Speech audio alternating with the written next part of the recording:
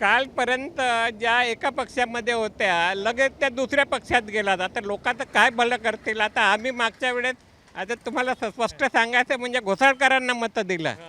तर घोसाळकर त्यावेळेस दुर्दैवाने ते आले नाहीत. पण आता आम्ही घोसाळकरला का मत द्यायचं पुन्हा. आता ते भाजपात गेले, ते म्हणतात आता मी विकास कामं करू या वार्डात. ते सगळे तसेच बोलतात. कोणी पण असेच बोलतात.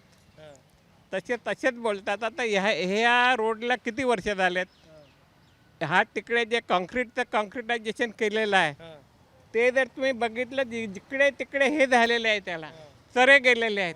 कॉन्क्रीटचं काम कॉन्क्रीटच्या कामाला जर असं होत असेल आणि जनतेचा पैसा असा विनाकारण खर्च होत असेल तर काय जनतेचं भलं करणार. UP, बिहार, गुजरात, राजस्थान आणि साऊथची यांची जर लोकसंख्या तुम्ही काउंट केली तर मराठी माणसापेक्षा तेच जास्त आहेत.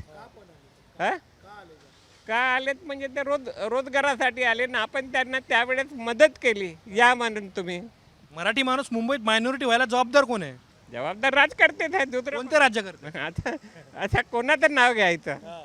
कारण पूर्वी काय होतं, ज्यावेळेस बाळासाहेब होते त्यावेळेस उठाव लुंगी बजाव पुंगी चाललं होतं.